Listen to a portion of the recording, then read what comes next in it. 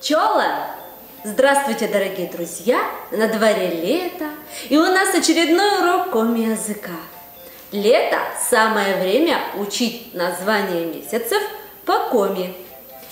Итак, еще раз напоминаю, что у нас на прошлом уроке было 7 дней недели, сегодня ровно 12 названий месяцев. Начинаем. Первый месяц, который идет в году, это январь. По коми он звучит как тв-шер. Словосочетание тв-шер обозначает месяц январь. Дословно переводится как середина зимы. И это понятно. Как раз январь у нас середина зимних месяцев. Следующее февраль. По коми звучит как ураща. Ураща.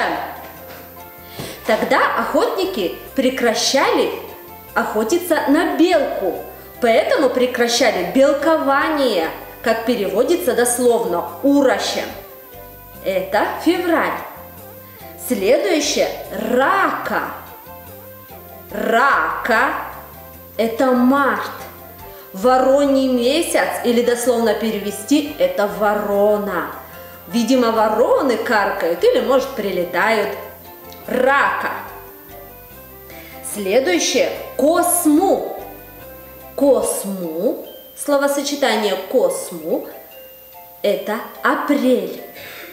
У нас высыхает земля, поэтому дословный перевод будет сухая земля. Косму. Следующий месяц – это май. По коми звучит как ода-кора. Ода-кора. Дословный перевод сходолистовой. Все начинает цвести, листочки распускаются, приходит весна. Ода-кора. Следующий месяц лджаномья. Лджаномья. Июнь.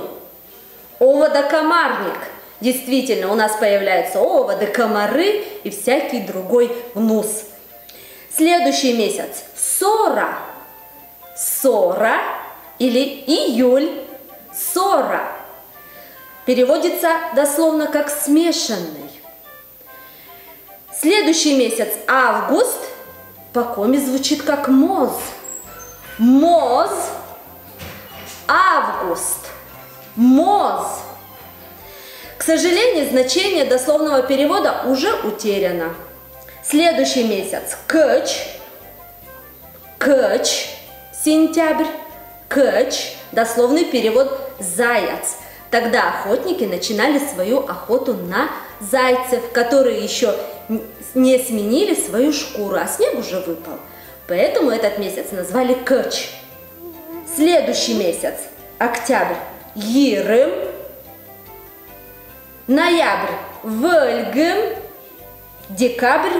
Ошим.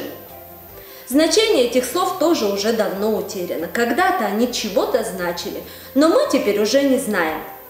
Повторяем сначала. Тв-шер. Ураща. Рака. Косму.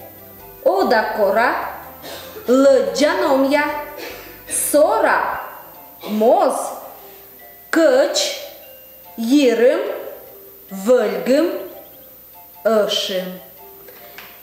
На этом все, дорогие друзья. Не забываем, что у нас сора тылыш, а так аддишлитеч, став бурса.